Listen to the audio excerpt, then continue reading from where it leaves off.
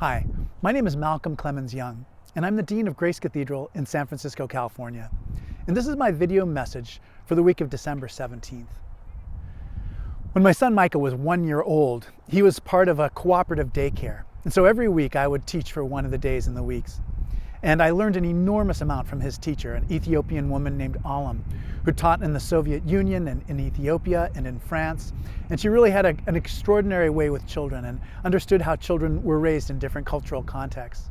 When we started a school of our own at a later church, I relied on so many of the things that I learned from her. But every Friday, my son Micah and I would go off on an adventure. We'd go to the seashore or to the forest, and I have the fondest memories of being in a blizzard with him, blizzards with snow white-out conditions. And he was in the backpack, and I was carrying an umbrella to protect us from the storm. And the quietness and the sanctity of those moments are still with me today.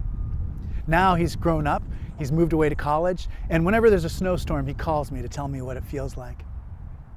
There is a connection between the transcendence we experience in the natural world in moments like that and the transcendence we experience in love.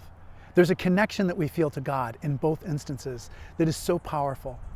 And it's especially powerful at this time of year, the winter solstice. About 5 years ago, a dear friend of mine sent me a poem that he'd hand copied onto his letter from a poet named Kenneth Rexroth, a California poet. And I would like to read that to you today. And in it, it has a line that I love. The line is a reference to a poet named François Villon, who writes, "Mais où sont les neiges d'antan?" It's translated as, "But where are the snows of bygone years?" So let me read the poem. This is Lute music by Kenneth Rexroth. The earth will be going on a long time before it finally freezes. Men will be on it. They will take names, give their deeds reasons. We will be here only as chemical constituents, a small franchise indeed. Right now, we have lives, corpuscles, ambitions, caresses, like everybody had once. All the bright neige d'antan people, blithe Helen, white Iope, and the rest, all the uneasy, remembered dead.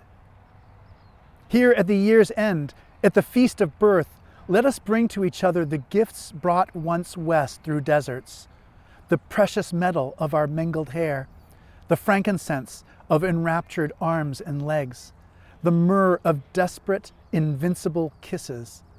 Let us celebrate the daily, recurrent nativity of love, the endless epiphany of our fluent selves, while the earth rolls away under us into unknown snows and summers, into untraveled spaces of the stars.